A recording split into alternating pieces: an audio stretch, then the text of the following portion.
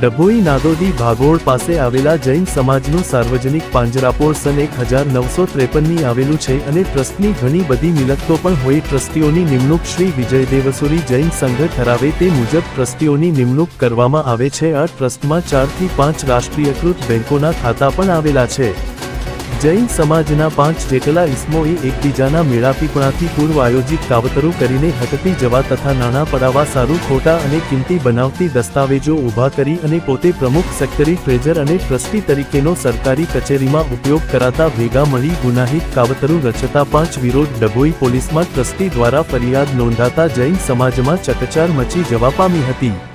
Dabhoi police સ્ટેશનમાંથી જાણવા મળતી વિગતો અનુસાર ડભોઈ નાદોદી ભાગોળ પાસે આવેલા સાર્વજનિક પાંજરાપોળના ટ્રસ્ટી મેહુલ કુમાર હસમુખભાઈ શાહે ડભોઈ પોલીસ સ્ટેશનમાં ફરિયાદ નોંધાવી હતી, જેમાં રાકેશ કુમાર, નવીનચંદ્ર જૈન, દુષ્યંત કુમાર જે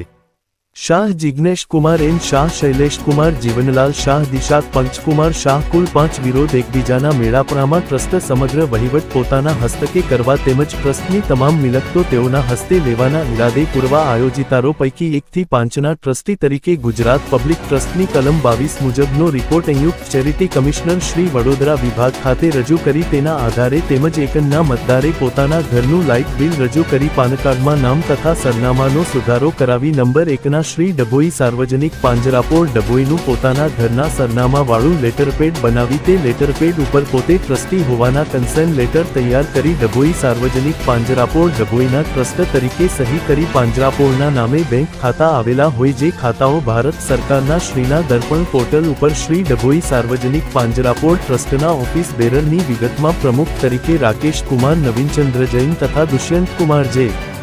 શાહ તથા સેક્રેટરી તરીકે જિગ્નેશ કુમાર અને ટ્રેઝરર તરીકે શૈલેષ કુમાર તથા દિશાક કુમારને મેમ્બર અને નરેશ ચંદ્રને ટ્રસ્ટી તરીકે દર્શાવી ઈમેલ આઈડી તથા મોબાઈલ નંબર 9727970406નો ઓનલાઈન કરાવી લેટરપેડ બનાવી તેની ઉપર ટ્રસ્ટી તરીકે સહી કરી તે ખોટું હોવાનું જાણવા છતાં તેનો સાચા તરીકે સરકારી કચેરીઓમાં રજૂ કરી ટ્રસ્ટ